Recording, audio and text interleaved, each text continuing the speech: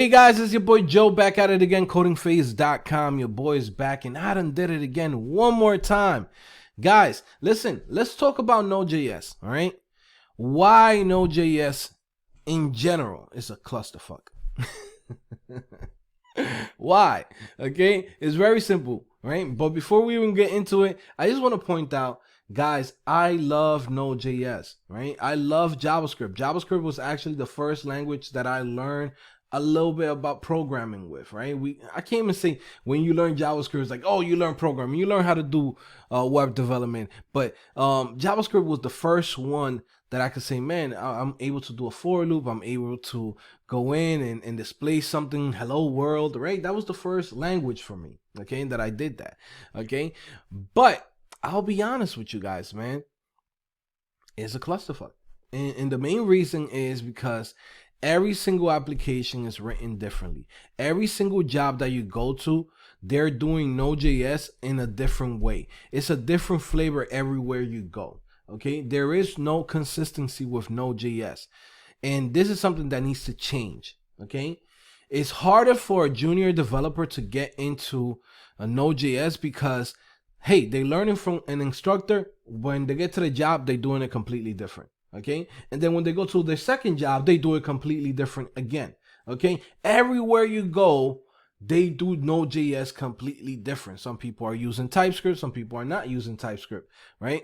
Some people are using certain type of modules, some people are not using certain type of modules, some people are using certain type of packages, some people don't use those packages, right? Some people use a certain framework, but then they go to another place and they don't use a framework. They might not be using any type of framework. Everything is written from scratch. Okay, so there is no consistency, right?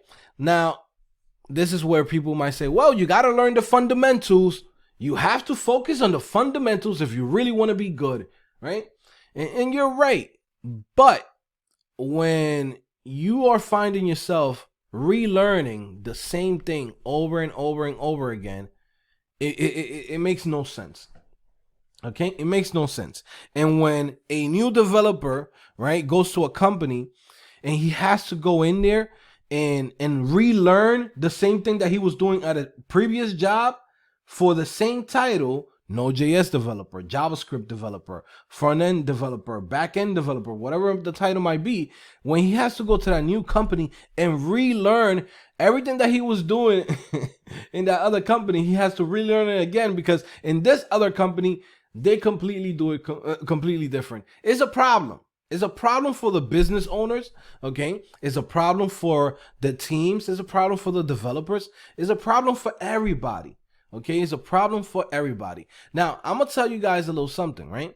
There's about, we could say, there's probably like 20 something Node.js frameworks, okay? There's Express.js, there's Koa.js, there's Meteor.js, okay? There's Socket.io, there's Next.js, there's Sales.js, there's Total.js, there's Strappy, there's Happy, there's Feather.js, okay? Lookback.js. There's a whole bunch of them. AdonisJS. Shout out to the people from AdonisJS. Okay, and we're going to get into this in a little bit. There's Derby.js. Okay, in conclusion, there's 20,000 freaking frameworks for JavaScript. Okay, and everybody uses all of them. There's no consistency. Okay, there's no consistency at all. All right, you go to an instructor, the instructor teaches you a certain way. Another person teaches it another way, right?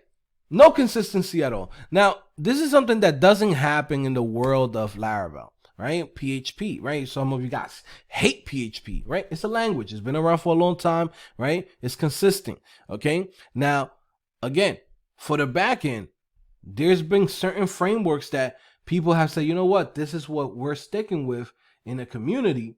And then from there, everybody's going to write their applications a certain type of way. Okay, now I know what somebody is gonna say right there, right, in the comment. Well, we like to create microservices and we like to use Node.js because it's light and it's fast. And we like the option to choose. Okay, and that's fine, you could choose, right? But it's not consistent. It's not consistent, bro. Okay, I could take a developer from, I don't know, the Philippines, right? and say, hey, work on this Laravel application. He's going to write that Laravel application the same way how a guy in the UK is going to write it, the same way how a guy in Colombia is going to write it, same way how a guy in California is going to write it. They're all going to write the same way, the same code, the same freaking code base. Somebody could leave tomorrow and another person can pick it up the same day and continue the job with no problem. Okay? Consistency. Okay? There's a certain standard. All right? Same thing with Ruby on Rails, which is the grandfather of all of these frameworks that are out here. Okay? So Ruby on Rails, you take a Ruby developer, right? And tell him, hey, work on this Ruby on Rails application. He leaves, the next guy could come in and hit the ground running the same day. No problem. No questions asked. Everybody writes the same way. Everybody basically builds their application the same way. Okay? It's more efficient. Okay? Same thing with Django. All right? Django is another one. Okay? And let me give some love to people that love Python. So, right? I'm not big with Python like that. Okay? But people love Python. So here you go. That's a shout out for you. Okay? That's for you who was going to say, damn, Joe, you never bring up Python. That's for you right there. I did it for you. I just brought Django up just for you. I never used it and don't care to use it.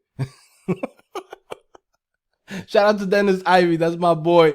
But I'm not a Django type of dude. I'm not a Python type of dude. It's not my thing. Okay? If I'm going to use a language that's similar to Python, I'd rather use Ruby on Rails. And if I want to use something faster than Python and Ruby on Rails, I'm going to use Crystal Lang, which is faster than all of these languages. Okay? And faster than Go, just in case you wanted to mention that. All right? So again, so you have all these frameworks that people have rallied around and said, you know what, guys, we're going to focus on writing our applications like this. Instead of having 20 different developers creating 20 different frameworks and everybody wants to do it the same way how they want to do it, right? How about we all just go together as a community and build a framework that everybody is going to be able to use? And the goal is to create applications. The goal is not to flex engineering mental power, right? Because that's what I feel like happens a lot in JavaScript. Okay, somebody comes in, says, hey, this is a package for dealing with cookies. Somebody else comes in and says, you know what, I'm smarter than this guy. I'm going to go and create another one. Okay, cool. Hey, we all like Express. Express is okay, but you know what? Let's build Next.js or Nest.js or Sales.js. I thought the idea was to focus on building applications. I didn't think that the idea was, hey, I want to get GitHub stars. I want to get freaking little follows on the internet, on Twitter. I want to be the guy giving freaking, talks on bullshit conferences. I want to get a Patreon, right? I didn't think that was what we was here for. Okay? I didn't think that that's what we was here for. But it seems like in the whole ecosystem with JavaScript, that's what happens. Okay? A lot. And you might say, Joe, but it's a language that, it's modern, is new things are coming up, and hey, you're an old head. Joe, you're an old head, Joe. I'm an old head now. Now I became that old senior developer that's like, we should just all be writing the same type of code and maintaining the same. Like, now I'm that guy. Guys, I was just like you guys in 2011. I was like, hey, this is the best thing, and this and that. But as I get more experience and I realize what is it that we're here for, is to really create applications for the users and to create things that's going to be easier for us as developers to write. When I'm noticing that we are relearning every single thing every 2 months in a certain ecosystem, I walk away. That's when I say I got to walk away. I got to say, you know what? I'm good. I'm Gucci. Okay? There's a lot of frameworks out there for Node.js that are good, right? We could look at the state of JavaScript, okay? There was a point where I remember this, okay? I was part of that, okay? Meteor.js was the shit, right? For whatever reason, people say, Meteor.js is no bueno. Come back down, okay? Everybody focusing on Express, okay? Then from there, we got Koa, all right? Then from there, we had Happy, all right? Happy, it was short. it had its little moments, okay, fell apart. All right, nobody's using that. Express was the king for a while. Okay, now we have Next.js, which I love Next.js. I think Next.js is the best one that's out there, but it's also a little bit too open in the sense of, hey, you could have Next.js and at the same time have, you know, Express, and you could have Fastify, you could have freaking Nest. I'm pretty sure somehow we'll find a way. Somebody will find a way to connect Next with Nuxt. Somehow, I don't know how, but somebody's gonna do it. Can somebody do it and put the repo below just so we could laugh? Okay, but somebody's gonna do it. They're gonna say, well, wouldn't it be cool if we connect Next.js with Nuxt.js? Right? Somebody's gonna do it. Okay. All right. So then we have, you know, of course, Core has been going down, but it's still pretty popular. Okay. Same Meteor. Meteor is just at the bottom now. Nobody cares about Meteor. All right. Okay. Same thing. 2019 Express. All right. Next.js took it to the top now. Okay. More people are interested in Next.js than anything else. All right. But at the same time, you have other things like Express, Fastify, Nuxt, Next, Strappy, Koa, of course, Gatsby now, and Happy, and Meteor. I mean, I don't know if we could say Gatsby is like a backend framework. I mean, it's more like a static site generator type application, but yeah, but it's in here now. Okay. All right. So what I'm saying with this is that it's crazy. All right. Now, this is crazy that also other tools in this category, free forms that people are adding, right, is AdonisJS. Now, I'll be honest with you guys, man. If people in the whole Node.js ecosystem weren't like, how can I say this? I don't want to say in a bad way, but weren't so assholes. Like, they will rally around AdonisJS. If you guys don't know what AdonisJS is, okay, let's see, AdonisJS. Let's go into the website. If you guys don't know, this framework is legit. This is the Node.js version of Laravel, Ruby on Rails, Django, but in Node.js, okay? This is pretty much it, kids, all right? If everybody was to use this framework and everybody will write in AdonisJS, pretty much every single company will have the same code base, the same type of style. Like, literally, it's actually so much better for a business owner to have people that can be productive on day one than having people to go in and have to learn whatever spaghetti code they did within Node.js. Because this is another thing too that people's been saying for years. PHP, you could write spaghetti code. I've seen Node.js applications that have spaghetti code.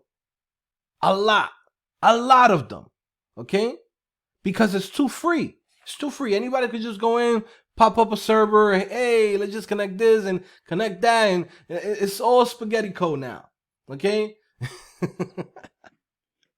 Go search, Node.js folder structure.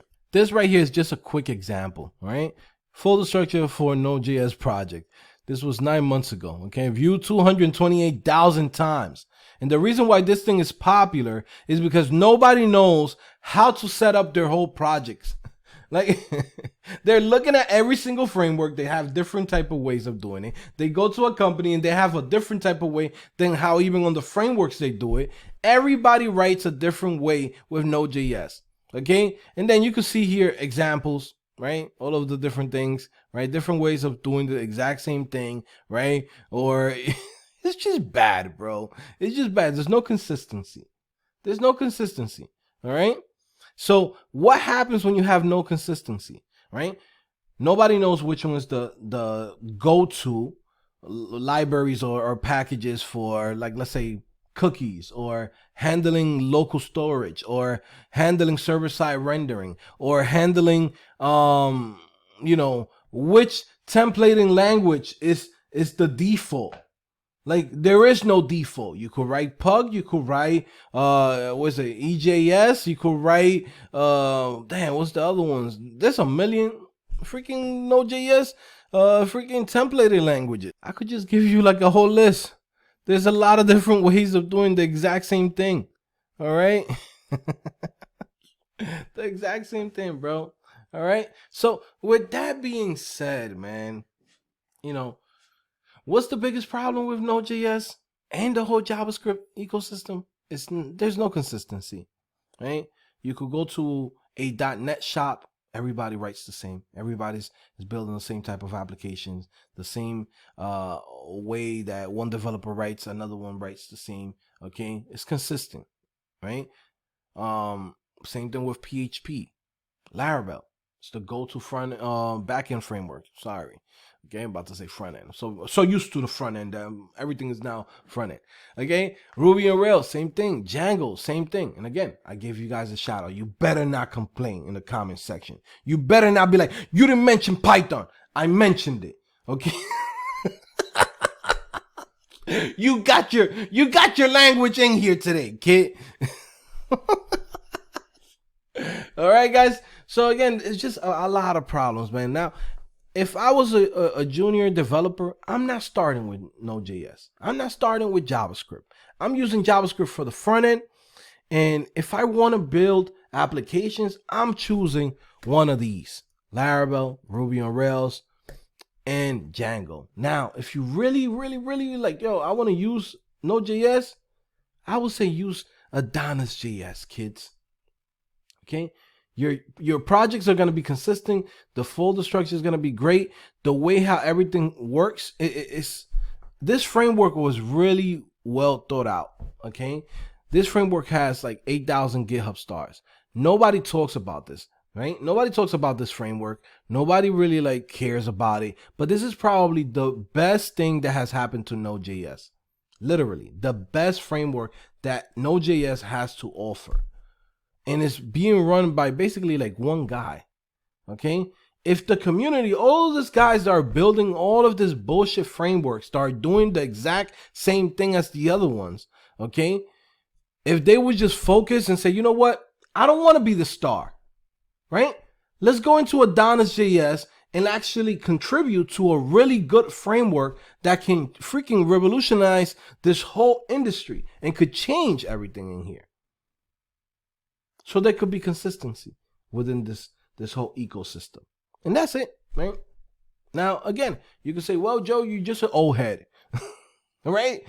I remember in 2011, 2012, I used to tell guys, you guys are old heads. You guys, y'all don't want to keep up with the industry. And it's like, it's not about that. Thing is that if you're a business owner, you want to focus on building the applications. If you're a senior developer, you want to focus on something that's been consistent and that a whole community can rally around and say, you know what, this is how we're going to do it, right? Not that every 2-3 months something new comes out and then now we got to drop everything that we're doing to go jump into whatever popped up.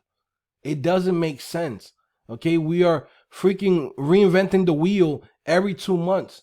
In the whole JavaScript ecosystem. Every 2 months, something new comes out. Now, who gets paid out of this? This is what people don't understand.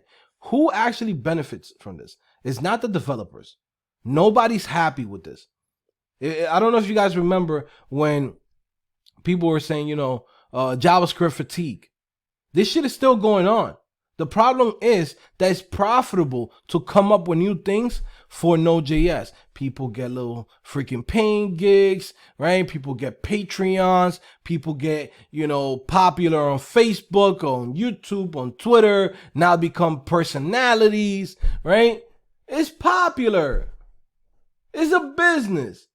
But who's actually paying the price? The business owners and the developers, and definitely the junior developers who are just coming into the industry that are feeling overwhelmed with so many options of doing the exact same thing. People here are thinking I'm building web applications. Web applications is a crud. Create, read, update, delete. That's it. Create, read, update, delete. There's nothing more to that. You're not building robotics. You're not doing nothing crazy. It's on the web. It's a website that takes data, right? People submit data to it, and then it returns back data, renders the page. That's it. There's nothing more to it. There's nothing more that we need to do to it. There is no other better way of doing the exact same thing. You're not saving anybody's time by saying, hey, well, now we're able to save 1/100th of a millisecond. You're not saving anything for anybody, right? It's just a situation where everybody's just pulling out their dick and just putting it on the table and see who got the biggest dick. And that's what it feels like, right? It's like people just come in and be like, well, I got the biggest dick. Some guy comes out, every month somebody comes out, I come up with the biggest mandingo. Every month. Some guy comes in, the guy from Express.js comes out, he pulls out the little thingy. The Nest.js comes out, pulls out a little thingy. And the Sales comes out. The Next.js comes out, just drops the mandingo on the top of the table. It's like, yeah, I got the biggest one. Right? And after that, some other dude's gonna come in and drop a leg on top of the table. Like, yeah, that's what's going on. That's what's happening in Node.js, okay, in the whole JavaScript ecosystem, okay? People are overwhelmed. People are tired of relearning the exact same thing. And people are just tired of, influencers and bloggers and random dudes who want to get popular on Dev.to and guys who are popular on Twitter and just like, hey, guys, the thing that we learned yesterday, let's relearn it today again. There's no consistency in JavaScript and in Node.js, and this has to change at some point, okay? We need to rally around one framework or two frameworks, right? It's like the, JavaScript frameworks. Thank God for this, okay? I don't know if you guys noticed this before we leave, but thank God. Haven't you noticed this? There was 1 billion frameworks a few years ago. The community said, we're not going to learn all of this BS. You guys can go and create your little bullshit. Vue.js, go sit in a corner, do whatever you got to do in that corner. But we're going to choose React and we're going to choose Angular. We need to have two consistent backend frameworks that we could say, you know what? We have AdonisJS and Next.js right here, okay? Or Express. We got to choose two of them and stick with it. So we could go in and move forward and we could focus on applications instead of focusing on who has the biggest mandingo on top of the table. Okay, so I'll see you guys later, man. By the way, if you guys don't know, go to CodingPhase.com if you want to learn how to code. And at the same time, man, understand this. This is entertainment. This is like me giving you facts, but at the same time, we're having fun. You could enjoy this video. You could hate this video. You don't need to watch it, okay? Drop your love. Drop your hate. You drop your hate, you getting blocked. We getting you out of here. You know what I mean? You could love it or hate it. Okay? It's up to you. Whatever you want to say, man. But this is just my opinion. Okay, guys? You could say, I like it, I don't like it. Right? Let's have that conversation in the comment section. See you guys later. Peace.